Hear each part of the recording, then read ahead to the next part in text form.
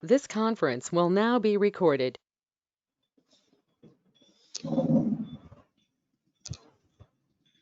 Good morning, Paul Kanjan. Good morning, sir. అందరూ వచ్చారా? కీర్తి, good morning.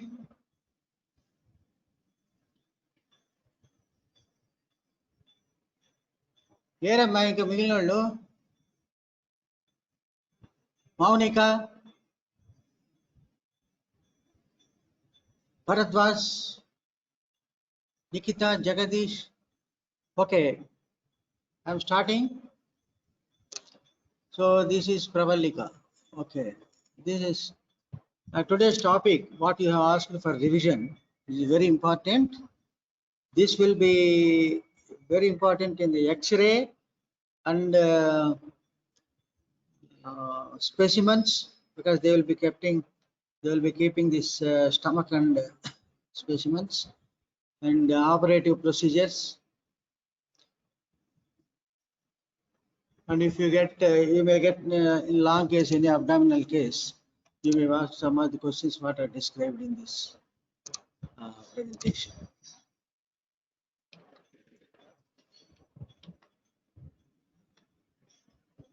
ఏమిది?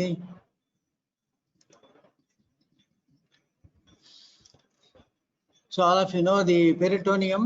What is peritoneum? The equivalent of peritoneum in the chest is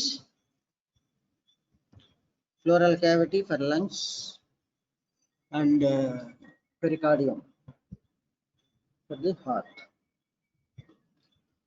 So it is a serous membrane lining the entire abdominal cavity with some projections, because it is covering some of the organs completely, and they will project as though as it is a balloon. And it has got two layers, parietal and visceral layer. It is the largest cavity. Membrane covering the viscera is visceral peritoneum. Layer lining the peritoneal surface anta meeku telisinde, and it is richly supplied by the nerves. That's why when it is irritated, it causes severe local pain. And normally there will be free fluid, a few ml, which lubricate the bowels as they move in peristalsis. And it absorbs a lot of volumes of fluid, which is the principle which is applied in peritoneal dialysis. Peritoneal defects heal very fast by formation of mesothelial cells throughout the defect. So peritoneum is having mesothelial cells. Because all cavities, all lining membranes will be having mesothelial. So this is also having mesothelial cells. So this is the gross diagram. Leisure ga unnappudu chadukondi. This is what is this area? Rational greater sac. Yes. So greater sac, it contains almost all the organs. This is the lesser sac, which is behind the stomach, and this is the transverse mesocolon. In between the stomach and transverse mesocolon, there will be lesser sac. This is lesser sac. And the communicating foramen between lesser sac and greater sac is, what is that? Foramen of Winslow. Kada? So the same diagram, parietal peritoneum lining the entire abdominal cavity, and some of the organs are intraperitoneal like liver and spleen, and which are behind this visceral peritoneum, the posterior abdominal wall. They are called the retroperitoneal structures. So they have pancreas, kidneys, and all those things. The great vessels all are esophagus, all are retroperitoneal. You see, the spleen is covered entirely by the peritoneum. You can see the blue line around the entire length of the spleen, mainly stomach, liver with the gallbladder, they are all intraperitoneal.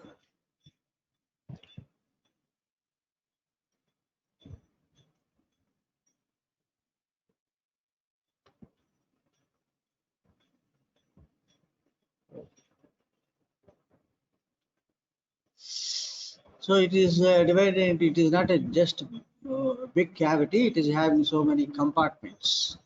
So like right subphrenic space. So there will be some recession compartments which are divided by the mesocolons, mesocolons and mesentery. So this is the right subphrenic space, left subphrenic. This is phrenicocholic ligament. That is from the diaphragm to the colon. To the colon ante ikkada daaka raadu. It will be to the splenic flexure, phrenicocholic ligament. Okay, and this is the mesentery. You know the attachments of mesentery? Anybody knows? From DJ junction to ileocecal junction. What are the landmarks? What are the bony prominences there? So L2 vertebra to left L2 vertebra. So right Transverse, sacroiliac joint. right? Sacroiliac joint. Very good. Sacroiliac joint. So that is the attachment of the mesentery. Examination lo andaru adugutuntaru. And this is the transverse mesocolon, which is dividing the supracholic and infracholic compartments. So why this is very important? Knowledge about this is very important to predict the route of infection and the main amount of collection that is present. So this is the again hepatorenal pouch of Morrison's hepatorenal pouch. This is the most dependent part of abdominal cavity in recumbent position. So after the operation, when the patient is after operation or general examination also, when the patient is lying down, this is the most important dependent position. When the patient is in standing, what is the most dependent position? Pouch of Douglas. What is this? Pouch Pelvic of cavity. Douglas. Pouch of Douglas females low and the entire pelvic cavity. That is whether it is pouch of Douglas or vesicorectal, all those things. That's called pelvic cavity and chapal.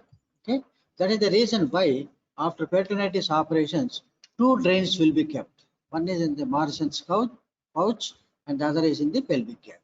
Okay, so this is the significance of these compartments.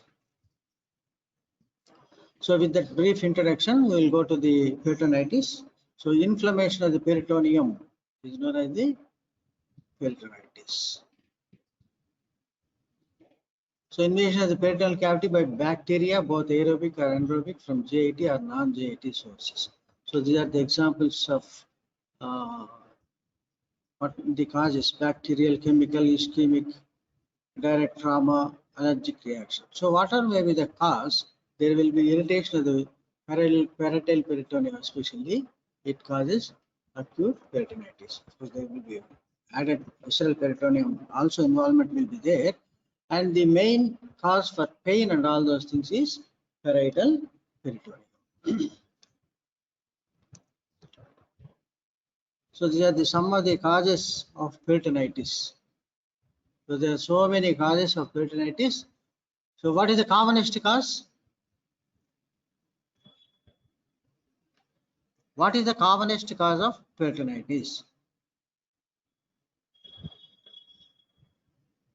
Perforation of bowel. Perforation of bowel. Very good. Which part of the bowel? Which is more important? You can see in the Peptic diagram. ulcer. Peptic ulcer ane danikante kuda this is. What is this? Duodenal ulcer perforation is the commonest. Remember, the duodenal ulcer perforation is the commonest perforation which is giving rise to peritonitis. Of course, gastric ulcers may perforate, jejunal ulcers, colonic ulcers, gallbladder, whatever may be there. So in the hollow viscous, and as a whole, the commonest cause of peritonitis, you see in the statistics, stomach and duodenum, 31%. And what is this 28 is? Next common is appendix. 22, appendix. Colon, rectum, third. So likewise, so this is the commonest.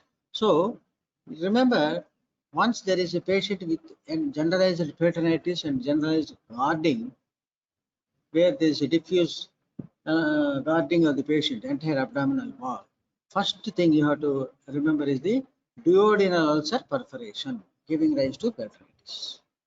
Until proved otherwise, you have to suspect duodenal ulcer perforation because it is the commonest. Duodenal ulcer itself is common, and the perforation of duodenal ulcer is also common. What are other complications of duodenal ulcer? Upper GI hemorrhage. Very good. Duodenal hemorrhage, upper GI hemorrhage. And what is the chronic complication?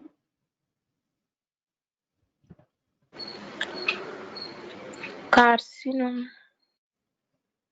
No, duodenal ulcers will not turn into malignancy. Stomach chapaleda. Only gastric ulcers will turn into malignancy. That is some 2% is only. But duodenal ulcers almost never undergo malignancy. And the commonest, common ఏంటి VGP ఎందులో ఉంటుంది?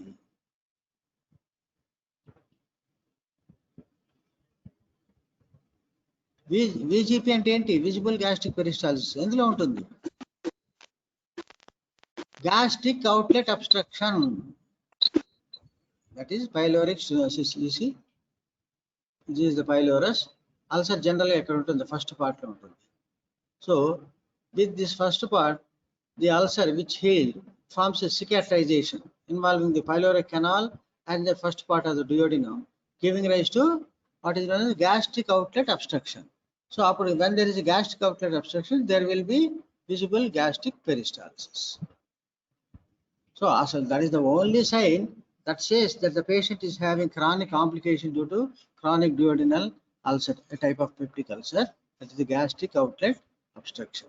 So the acute complications are hematemesis and melena and perforation. Chronic complications are gastric outlet obstruction. So more important, okay? And apart from jejunal ulcer perforations, I told you many times, what are the two common causes for ileal perforations? See, ileal perforations. What are the two common causes? Typhoid, Typhoid and tuberculosis. very good. Typhoid and tuberculosis. And what are the common causes of colonic perforations? Colonic perforations. So here it is malignant. Malignancy, malignant ulcers. Very rarely amoebic ulcers may perforate, and diverticulosis. Diverticulum may get perforated. Okay. So likewise, broadly speaking, all these conditions will give rise to, and see, liver abscess also can burst into the peritoneal cavity, giving rise to peritonitis. For example, amoebic liver abscess or pyogenic liver abscess. So, and second most common appendix, perforated appendix. First is duodenum, second is appendix, third is intestines, jejunum and colon. So they are the common causes of peritonitis. And paths to the peritoneal infection. Gastrointestinal perforation, for example, commonest is the perforated duodenal ulcer or diverticular perforation. Exogenous contamination, for example, drains, open surgery and trauma. Trauma is also one of the common causes for peritonitis, by mainly involving the small intestine. Trauma will causes trauma to the small intestine because they are more anteriorly placed in the and centrally placed in the abdomen. Transmural bacterial translocation. Here there will be no perforation, but the inflamed organ will come into contact with the peritoneum, giving rise to peritonitis. For example, inflammatory bowel disease. What are the two common inflammatory bowel diseases? Crohn's disease. Yes, Crohn's disease involving the small intestine mainly, and the ulcerative colitis, which is involving mainly the colon, and appendicitis and ischemic bowel. In these conditions, there is no perforation, but there is inflamed appendix or inflamed colon. They will come in contact with the peritoneum, it may cause localized peritonitis in those areas. So that is by direct contact of the inflamed organ to the peritoneum. And in the female genital tract infection like pelvic inflammatory diseases and hematogenous spread, which is very rare, for example, in septicemia.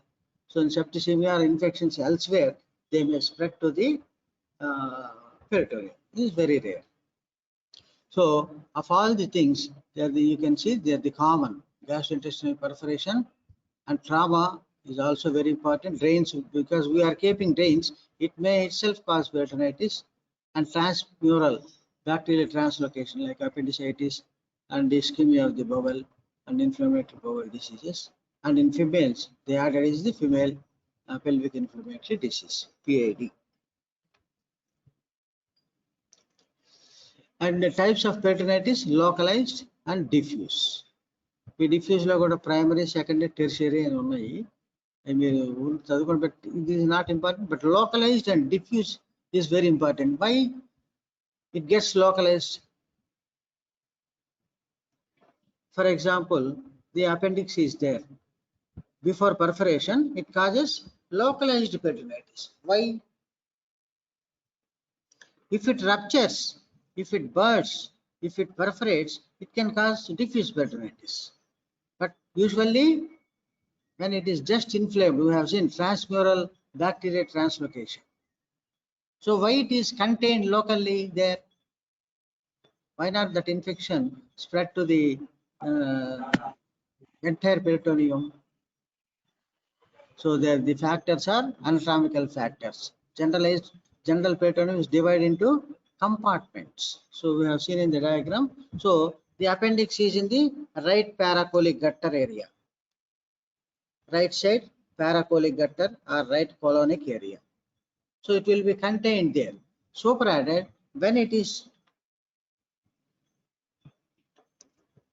so these are all the again spaces of the peritoneal cavity.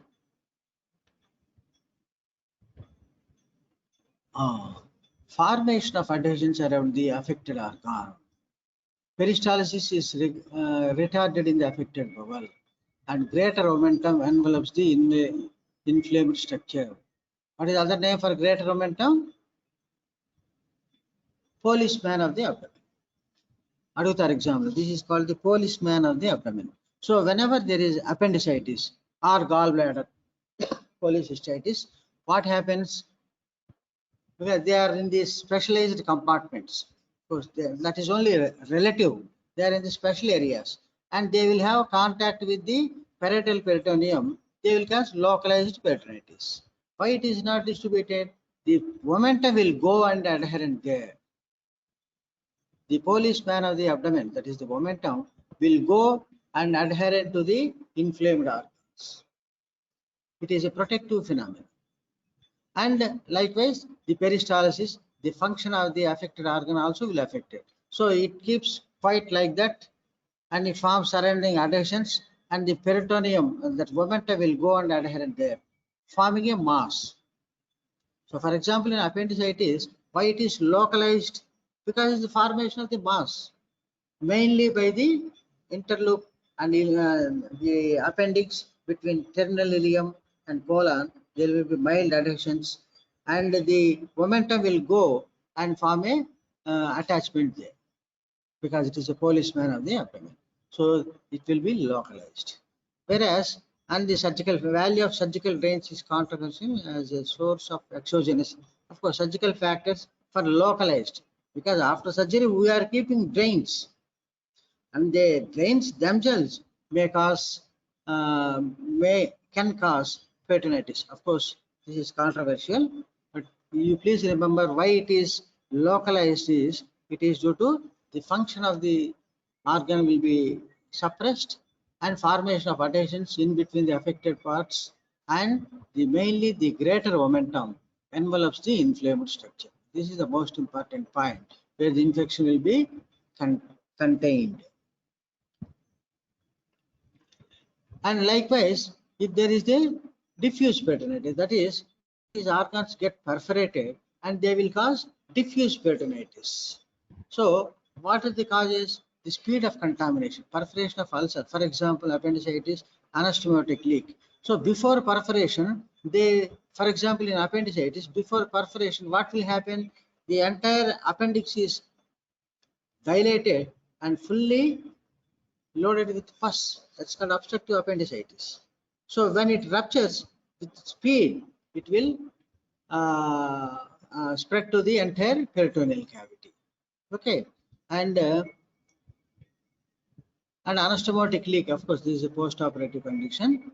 And for example, in duodenal ulcer also, once there is perfect, because it is situated very high, once it bursts, all the contents in the stomach and duodenum, they will enter the peritoneal cavity, and through the right paracolic gutter it enters, and through the general abdominal cavity, greater sac, it will enter the pelvis also. So there will be diffuse enlargement in this case, that is due to speed of contamination and previous contents in the affected organ, and the stimulation of peristalsis by full stomach enema or purgative. For example, when you suspect perforation, and there in the early stages, the speed of there will be increased peristalsis. For example, the patient just had food and the stomach and the duodenum has perforated. So all the contents what are there in the stomach, all those contents will be into the peritoneal cavity. So, and if the patient is given by mistake enema or purgative, so it will be more spread into the peritoneal cavity. You see, appendix, sudden perforation. See, just like a bomb or a blast, it perforates and the contents will spread throughout the abdominal cavity. Because before perforation, the appendix is grossly dilated with full of pus and under great tension. Once there is a leak, it explodes into the general peritoneal cavity. So this is the reason. Sudden perforation is one of the reasons. Likewise, sudden perforation of the duodenal ulcer or gastric ulcer, which is having full, if the patient is having diet just before perforation. So all these are the common causes. In such conditions, once it is spread into the general peritoneal cavity, the momentum itself also will get involved. Some momentum will come and seal here, but by the time it comes and seals, there will be spread already into the general peritoneal cavity. And the virulence of the organism. Next, the virulence of the organism. Children have small momentum, disruption of localized collection, rough handling of appendicular mass or pericolic abscess, and deficient natural resistance like drugs, steroids, AIDS, and geriatrics and diabetes. So in all these conditions, there is likelihood for the spread of the causing of the generalized peritonitis. So for localized peritonitis, the important factor is the polis of the abdomen, that is the momentum gets there and adheres and forms a mass, localized mass is there. Whereas this for generalized peritonitis, main factor is the location and the previous infection and the previous peristalsis, all these things are factors. And peritonitis is very severe in children, you see, because they have small momentum. So small momentum is there, so it cannot protect the, suppose the appendix is involved, because it's very small, cannot effectively localize the infection of the appendix. Likewise, there are some of the examples. And in AIDS patients and diabetic patients, and especially old and frail patients, the infection of the peritoneum will spread very fast. And with the virulence of the organisms is more, the spread will be more. So clinical features, in the general health, nature of underlying cause, degree and duration of the peritoneal contamination, age of the patient. You see, the sudden onset of severe upper abdominal pain. So once there is perforation, it immediately causes upper abdominal pain. For example, in duodenum, upper abdominal pain, because it first contacts the parietal peritoneum here. So the patient will have first severe peritoneal abdominal pain in the upper abdomen. Later, it gets spreads by various mechanisms what we have seen. Suppose the patient is already having food, the stomach will be contracting, so the spread will be more. Okay, and if the organisms are virulent, because by the time it has come in contact with the peritoneum, there will be naturally secondary infection will be there with a lot of organisms like E. coli, Klebsiella, Pseudomonas, and all those things. And if the virulence is more, and in diabetes and immunocompromised patients, the spread it becomes generalized over a period of several hours, and the severity of the peritonitis is dependent on immune status and virulence of the organisms and general capacity of the patient. So clinical features, abdominal pain worse on movement. ఇది ఒకటి important. Pyrexia may be absent, raised pulse rate absent or reduced bowel sounds. ఇది నేను అడుగుతాను. What is this? So what are the four or five important signs of peritonitis in the examination of abdomen? This is very important diagram. The sketch of Hamilton Bailey watching for abdominal movement on respiration. In case of a classically presenting perforated ulcer, the abdominal wall is restricted or absent. So once the patient with peritonitis comes, how do you proceed with the examination? First, do you take the history. So there will be a history of, if it is duodenal ulcer, there will be a history of previous duodenal ulcer, taking PPAs and all those things. Okay, and most important is vital data. Vital data, the pulse and BP are very important, because what is the status inside the abdomen and how far the patient is developed shock and all those things. So vital data after the clinical history and all those things, vital data is important. And in the examination of the abdomen, on inspection, this sign will be present. What is this sign?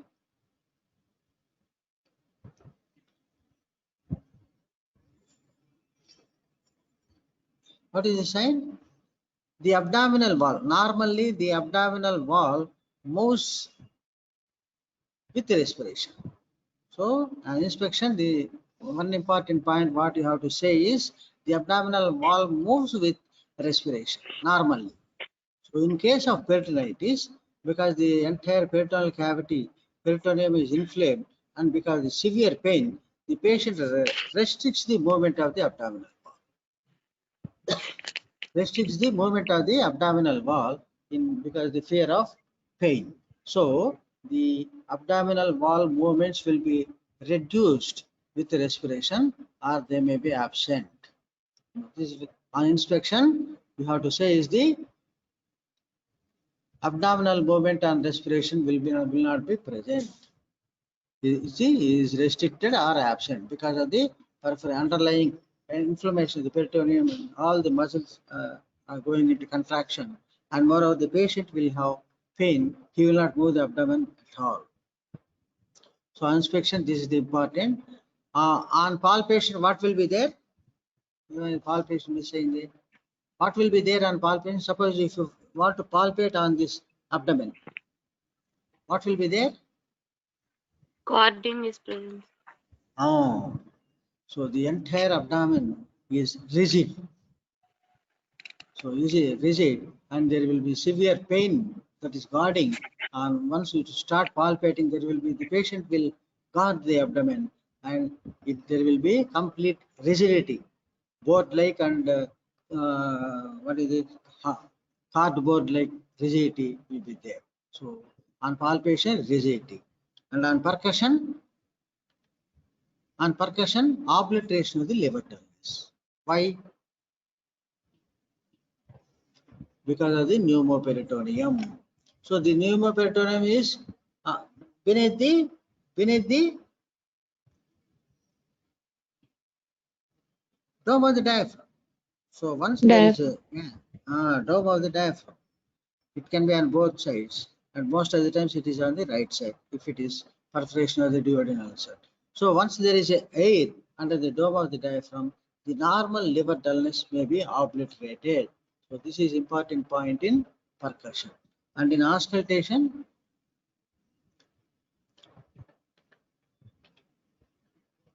So this is the general condition. This is called Hippocratic phases.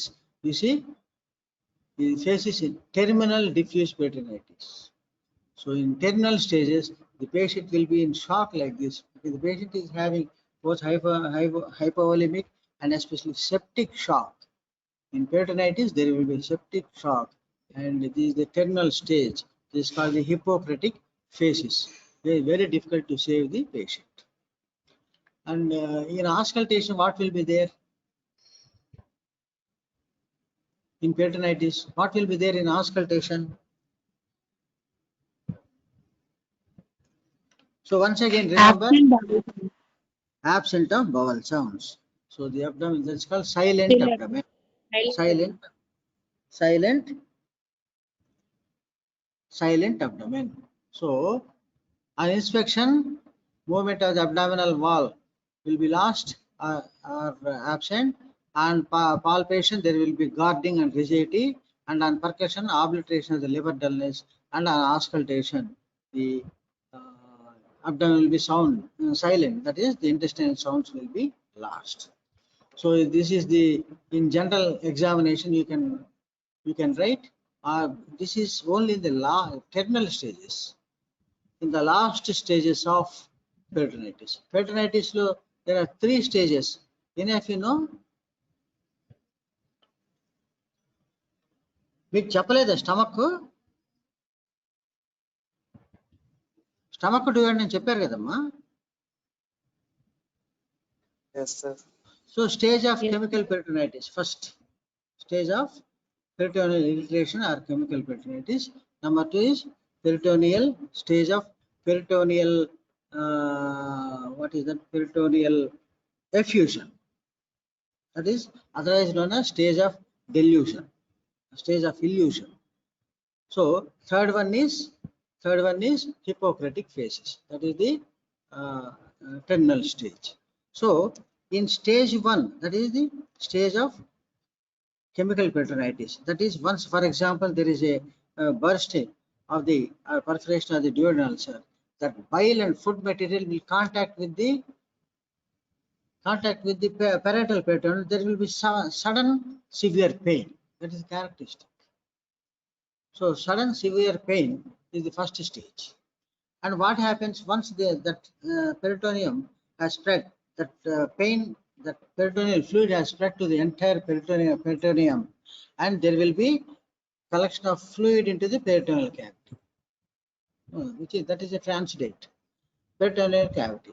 So when there is a fluid into the peritoneal cavity, there will be some amount of reduction in the pain. There will be some amount of pain will be reduced. So that is called stage of illusion. Okay. And finally, if you have not treated, the patient will go into terminal stage. That is the Hippocratic phases. So there are the 3 stages of it. ఇది కూడా అడుగుతారు, బుక్లో చదవండి. So this is the differential diagnosis. So peritonitis rangalne, you have to suspect all these things. See, biliary colic, perforated. See, perforated, of all the things, perforated duodenal ulcer is the commonest. So it has to be differentiated from mainly biliary colic, appendicitis, salpingo-oophorytis, and intestinal obstruction. Apart from so many things, these are the main things: cholecystitis, appendicitis, intestinal obstruction, and especially in females, the torsion of the ovary and ectopic pregnancy. Are the main things which you have to differentiate from the perforation. And there is one misleading. Suppose this is the place, this is the perforation of the duodenal ulcer, and the bile and the contents of the stomach as the duodenum along with the bile, it will mainly pass through the right paracolic gutter. Mainly passes through the right paracolic gutter. So, and there will be inflammation in this area also, mimic the acute appendicitis. So this is also very important point. The first material from the perforated duodenal ulcer, it passes along the right paracolic gutter and mimic acute appendicitis. So this is also very important point. And cases I have seen, sometimes they will be thinking of acute appendicitis. They might have done by McBurney's incision appendicectomy, leaving the perforation unnoticed. So it will cause disastrous results. So that then the patient will develop, because you have done by McBurney's incision appendicectomy, the contents will be leaking through here.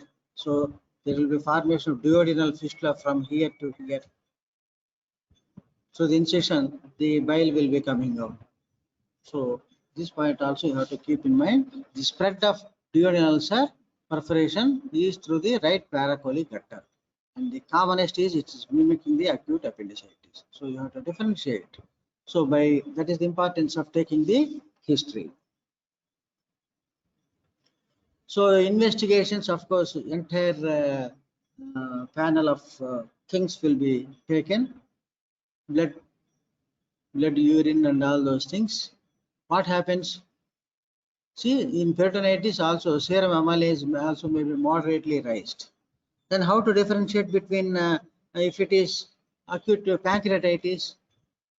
In pancreatitis, amylase is grossly raised and the lipase. So this question may also be asked. Serum lipase is more specific for pancreas. So that is also will be involved. Whereas in peritonitis, that lipase will not be increased. And the main investigations are X-ray abdomen and all those things. Peritoneal fluid aspiration, ultrasound guide, of course, they are the rare things. But plain X-ray of the abdomen with chest is the #1 investigation, and only investigation that is very important for the, if you are very confident it is due to, it can be due to peritonitis, due to perforation of duodenal ulcer.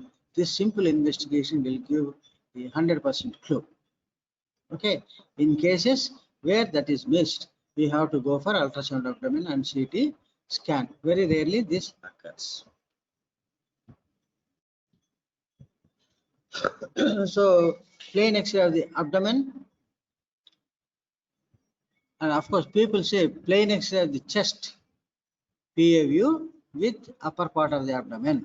So this is the main investigation of choice. X-ray of the chest, PA view with upper part of the abdomen. This is the investigation of the choice. So plain X-ray, what will happen? You can see what is this? Gas under diaphragm. Gas under the diaphragm. What is the shape? This is called crescent shaped. Crescent or sickle shaped. మన కొడవలి కూడా ఇట్లే కదా ఉంటుంది. So this is called crescent shape, చిన్న Chandamama moon shape. So mainly it is called sickle shaped or mainly crescent shaped pneumoperitoneum under the right dome of the diaphragm. ఇదే x ray పెడతారు examination లో రేపు మీకు. అప్పుడు ఏది తెల్ల line is the diaphragm. Don't miss. This is on the left side, this is the diaphragm. For the timing, this patient is not having gas under the left dome of diaphragm. So this is the pneumoperitoneum under the right dome of the diaphragm, which is crescent shaped.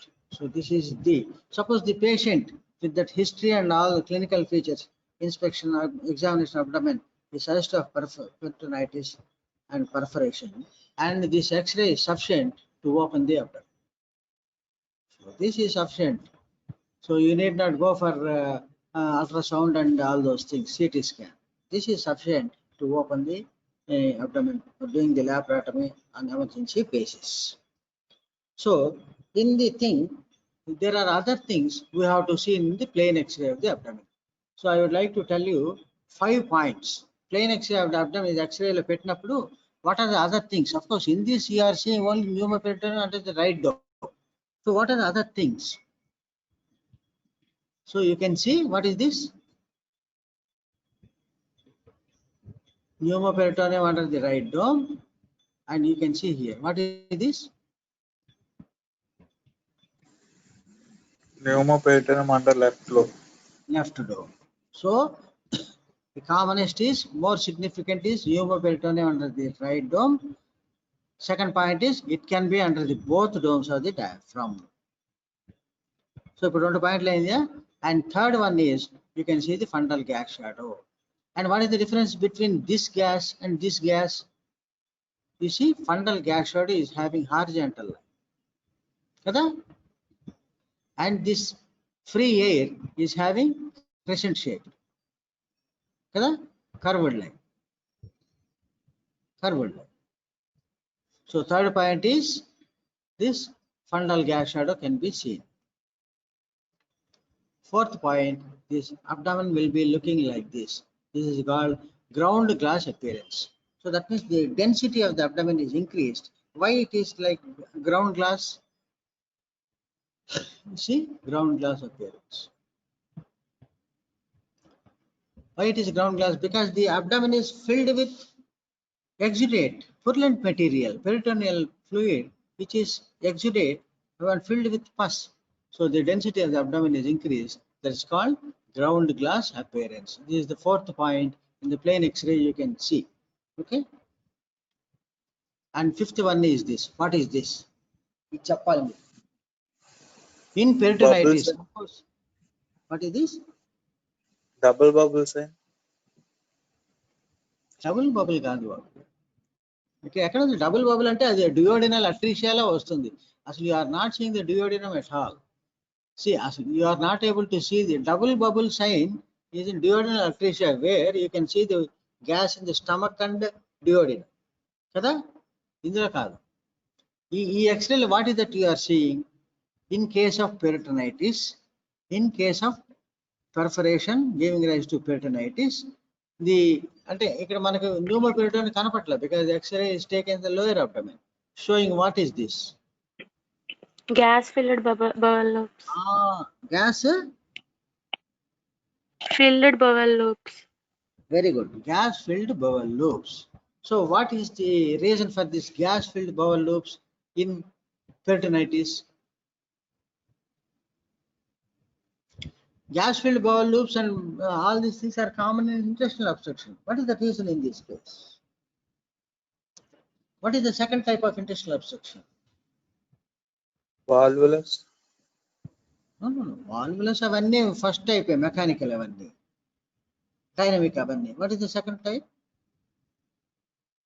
What type of intestinal obstruction will be present in perforation? The second type, that is adynamic perforation, otherwise known as paralytic ileus. So in paralytic ileus, it is nothing but intestinal obstruction. Paralytic ileus is nothing but intestinal obstruction due to pathology in the peritoneum. Mainly due to pathology in the peritoneum. Okay. మన చెప్పాను కదా మీకు small intestine చెప్పినప్పుడు ఏడైనమిక్ intestinal obstruction, otherwise known as paralytic ileus. So this is the fifth sign you can see in the X-ray. So you cannot say it is definitely due to perforation because you have to see the pneumoperitoneum. So if you see the pneumoperitoneum somewhere here, ante ee X-ray lo padledu, pneumoperitoneum with bowel loops here. So you should not diagnose both diagnoses. One pneumoperitoneum peritonitis and distended bowel loops, mechanical intestinal obstruction. This is a paralytic ileus. Okay, paralytic. That is the reason why. What is paralytic ileus? That's why in auscultation, what will happen in paralytic ileus? The abdomen is silent. You cannot hear the intestinal Absence of sound. bowel sound. Absent of bowel sounds. Well, the bowels are distended, but there will not be any peristalsis. So once there are no peristalsis, you cannot hear the bowel sounds. So paralytic ileus. So distended bowel loops suggestive of paralytic ileus also can be seen in plain X-ray of the abdomen in erect posture in case of perforation and peritonitis. So what are the 5 points? The examination, because sometimes they are keeping only one X-ray due to lack of time and in hurry. So ఇది పెట్టి అనుకోండి, you can say, sir, this is a plain X-ray of the abdomen showing the pneumoperitoneum under the right dome of the diaphragm. That is everybody see. Then they will ask, where is the diaphragm? Where is the gas? Okay. So then immediately you can tell there are the other points are, so the gas can be under the both domes of the diaphragm, and you can see the fundal gas shadow the entire abdomen is ground glass appearance, and there can be distended bowel loops suggestive of paralytic ileus. ఈ 5 పాయింట్లు చెప్పాలి x ray పెట్టినప్పుడు. Okay, చాలా మంది ఆ న్యూమోపెరిటోనియం diaphragm కనుక్కునేదానికి అల్లాడిపోతున్నారు కాబట్టి ఈ దాంతోనే ఆగిపోతున్నారు. But they are the 5 points I would like to say and you can tell in the examinations. And of course, and remember, 75% of the and plain X-ray abdomen, only 75 to 80% of the cases will show pneumoperitoneum. Suppose if that gas is very little, you cannot diagnose. Sometimes you cannot diagnose by plain X-ray abdomen. For example, appendicular perforation. The gas that is liberated into the peritoneal cavity is very little in the earlier stages, so it cannot be diagnosed in the plain X-ray of the abdomen. In such cases, you can take the ultrasound or CT. Ultrasound or CT, but they are not usually not necessary because they are rare conditions. Okay, so plain X-ray abdomen will give you a clue. So with all these 5 points in plain X-ray abdomen, with the history and examination, you can confidently 100% you can say it is due to perforation of the duodenal ulcer giving rise to generalized peritonitis. Okay, so then the treatment is resuscitate the patient, go to the theater for the closure of the exploratory laparotomy and closure of the abdomen. Simple. And if you are not having pneumoperitoneum, then you sometimes you can go for ultrasound and CT. In CT, even a few ml of hair can be detected by CT scan, which is not detected by the plain X-ray abdomen. It can be detected by the CT. So rarely it is required. Remember that point. So these are the complications and sequelae of peritonitis and after surgery. This is very important because all these things we must know. So systemic. So it is because it is the peritoneum is filled with the purulent material because the generalized peritonitis. So all the things of systemic septicemia, ARDS, DAC, SARS, SARS modes and new type, respiratory infections, health, and main thing is electrolyte imbalance and metabolic problems. Why DVT? Because the patient is still silent and he cannot move, especially in old patients. The mobility of the patient is, and even after operation also, there are chances for deep vein thrombosis because the movement of the patient is very much restricted. Pain before operation and post-operatively also. And in the abdomen, burst abdomen abscess. This is very important. Formation of pelvic, sophrenic, intra-abdominal abscess and portal pyemia that may spread to the liver, giving rise to multiple pyogenic abscesses into the liver. Of course, surgical site infection, poor wound healing, tertiary peritoneal, abdominal compartment syndrome. ఈ point తెలుసుకోండి. Paralytic ileus, adhesive obstruction, incision, all these things, complications that can occur with perforation before systemic. And these are all, most of these things are, these abscesses can occur before if it is not treated in time, and the other things are after operation. And have you seen the question papers for the referred batch? First paper. నాకు అర్థం కాలే, వాళ్ళకి అంత difficult క్వశ్చన్లు ఇస్తారు, మీకేమో simple క్వశ్చన్లు ఇస్తారు. వాళ్ళకేంది ఇమ్యూనోహిస్టోకెమిస్ట్రీ, అది పీజీలకు ఇస్తేనే సరిగ్గా రాయరు. ఇమ్యూనోహిస్టోకెమిస్ట్రీ, డే కేర్ సర్జరీ, అవన్నీ పెట్ స్కాను, ఇవన్నీ వాళ్ళకి 4 మార్కుల క్వశ్చన్లు లేకపోతే 2 మార్కులు, వాళ్ళు ఏం రాస్తారు పాపం. నాకు తెలియదు క్వశ్చన్ పేపర్ అంటే. Have you seen Pawan Kalyan? No, sir. So అట్లా ఇచ్చారు వాళ్ళకి. ఇమ్యూనోహిస్టోకెమిస్ట్రీ మీరు ఇప్పుడు ఇంకా చదువుతారు. ఇమ్యూనోహిస్టోకెమిస్ట్రీ అంటే ఏంటి? Tell me some examples of immunohistochemistry. వాళ్ళకి రెఫర్డ్ బ్యాచ్కి ఇస్తే వాళ్ళు ఏం రాస్తారు పాపం? అది రాసిన వాళ్ళని 0 పడిపోయి ఉంటాయి. వాళ్ళు ఏం బాగా చదువుతారు? Okay, right. So the management of peritonitis. So what is the investigation for peritonitis? Plain X-ray of the chest, including upper abdomen in erect posture. That is the investigation of choice for the peritonitis. Why we are telling this? Because the commonest cause of peritonitis is duodenal ulcer perforation. So that investigation is sufficient. And in 80% of the cases, you can see the pneumoperitoneum and the other signs what I have described to you. And pneumoperitoneum, in the cases where pneumoperitoneum is not detected by X-ray, and but you are definite of perforation, then you can rarely go for ultrasound and CT, which will detect even minimum amounts of gases.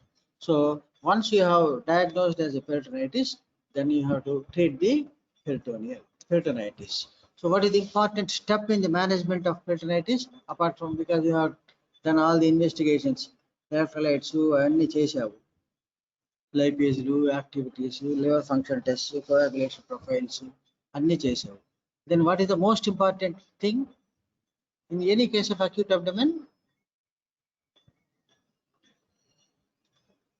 So just is the preoperative preparation. It is general lines, general care of the patient. You have seen, suppose the patient has come to you very late, then what will happen to that peritonitis patient? What is that phase is? Hippocratic phases. ఆ పేషెంట్ని చూపించాను కదా diagram. అట్లా నోరు ఎళ్ళబెట్టి కళ్ళు తేలేసి నోరు ఎళ్ళబెట్టి ఇట్లా sunken eyes, dry mouth, everything.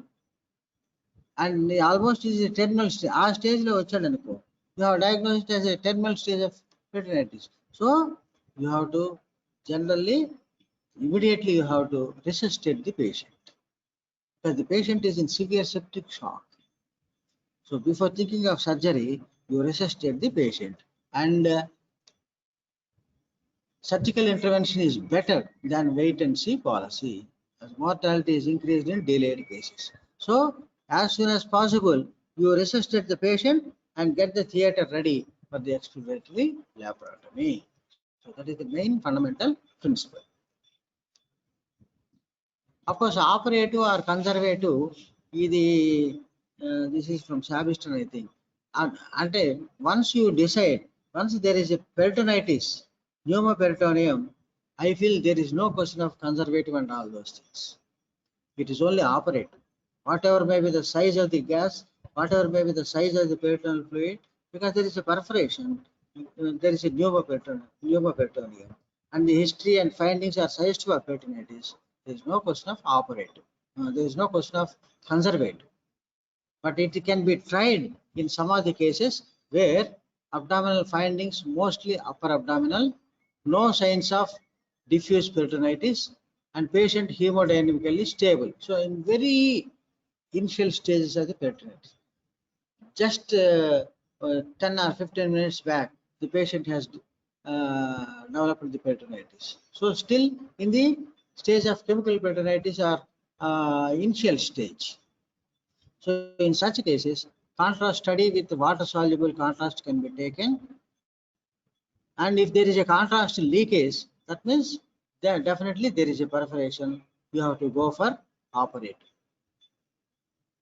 And if there is no leakage of the contrast, then contrast with variamil or the gastrographin, thin water soluble contrast istar.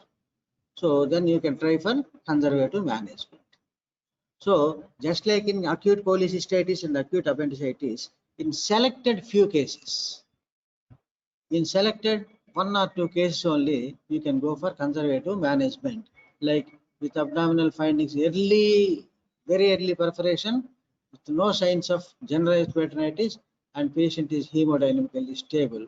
You can, and the patient is frail and very old aged, and you think he cannot sustain the immediate laparotomy, then in all such conditions, you can go for conservative management. And just for completion sake, it is given. But once there is pneumoperitoneum, once there is evidence of peritonitis by X-ray, definitely you have to think of operative procedure. So if it is conservative management, same nasogastric fluid, IV fluids, parenteral antibiotics, మామూలే కదా proton pump inhibitors for H. pylori eradication. So simultaneously you start the proton pump inhibitors. And if subhepatic or subdiaphragmatic abscess develops, offer conservative treatment under ultrasound guided, CT guided percutaneous drainage abscess. And conservative management is effective in properly selected a few patients. See, this is the thing. So in initial stages and properly selected only few patients, they are the conservative measures. This can be, and you must be ready. Even if you are giving conservative measure management, and if the patient becomes unstable, that means the pulse rate is increasing, the BP is coming down, and there is a slight increase in the temperature, the white cell count is changing, and in such cases you have to immediately shift to the operative procedure. So that is the thing. Just like in acute appendicitis conservative management, acute cholecystitis conservative management, in this peritonitis also conservative management has been described, but only in selected few patients. So for operative patients, these are the general care. తెలిసిందే కదా, అన్ని గొట్టాలు పెట్టాలి, IV fluids, nasogastric tube, very important, trials tube, IV fluids. What is the other tube? Prospective antibiotics, vital signs charting, all investigations, analysis, manage septic shock with support of cardiac, respiratory, and renal parameters. What is the other tube he has forgotten? What is the important parameter for evaluation of the shock? Catheter. Urine output. Urine output. Urine output. So అది మరి లేదు ఇక్కడ. So you have to remember patient రాగానే అన్ని ట్యూబులు వేసేయటమే. Okay, because it is abdominal case, Ryle's tube, IV fluids, A case అయినా ఏ shock అయినా, and the best parameter for monitoring the resuscitation shock is urinary output. So depending on the condition, you put the Foley's catheter also. What is the normal urine output? 1 ml per kg per hour. Very good. 1 ml per kg per hour. So it comes to total around 2 liters and so. So if it is less than 0.5 ml, so you have to be very aggressively replace the IV fluids. Okay. And oliguria, anuria is less than 400 ml. So in such cases, very difficult to save the patient. So you tubule and వేసిన తర్వాత specific treatment for the cause. So what is the cause for this patient, and pre-anesthetic checkup, because the patient is in shock. So pre-anesthetic checkup we have to take that the patient is fit for surgery and all those things. So the surgery is, what is the surgery? This is called emergency laparotomy. So you simultaneously, while resuscitating the patient, to improve the general condition of the patient, you keep the theater ready for exploratory emergency laparotomy. So this is called exploratory laparotomy. So in the after exploratory laparotomy, generally for any unknown cases, or because this is involving the entire abdomen, they will be giving midline umbilical skirting, midline incision. If you know the diagnosis, if it is a duodenal perforation, you can give upper midline incision. If you know the diagnosis, it is appendicitis, you can give lower midline incision. Why midline? Because there is a peritoneum, you have to give peritoneal lavage and drainage and all those things. So preferably you pick midline incision is advised. So after this incision, see, they have opened the abdomen. You can see the peritoneum is filled with, the abdominal cavity is filled with pus. That is the reason for ground glass appearance in the X-ray. The pus. And sometimes, in some cases, it can be bile stained also. If it is bile stained, the diagnosis is confirmed that it is from the duodenum. So duodenum నుంచి అంత clear cut bile fluid with pus ఉంటుంది. You see, and the commonest cause of peritonitis, general peritonitis, is the perforation of the duodenal ulcer perforation. This is the stomach. This is the first part of the duodenum where you can see the perforation. అయిపోయింది time. ఓ 11:30 అయిపోయింది. Sir వచ్చారా? ఆ పైన పిల్లలు end చేస్తాడు. So next క్లాస్లో continue చేస్తాను. సార్ వచ్చేసారు, మీకు మెడిసిన్ కదా. So after explain, so what are the 4 points in the surgery? So first improve the general resuscitation followed by surgery. So the 4 points, ఇది కూడా ఎగ్జామినేషన్ అడుగుతారు. Exploratory laparotomy. So open the abdomen by giving that long midline incision, and second one is closure of the perforation, third one is peritoneal lavage, and fourth one is closing the abdomen by keeping it drains in the Marshall pouch and pelvic cavity. ఇదంతా మీకు next క్లాస్లో explain చేస్తాం, because this will be asked in the examination. ఈ గ్రహాంస్ technique ఇవన్నీ కూడా next క్లాస్లో continue చేస్తాం. Okay, Yes, sir. Thank you. Sir వచ్చారు. ఎండ్ మీటింగ్ ఎక్కడ? ఇది స్టాప్ యువర్ రికార్డింగ్.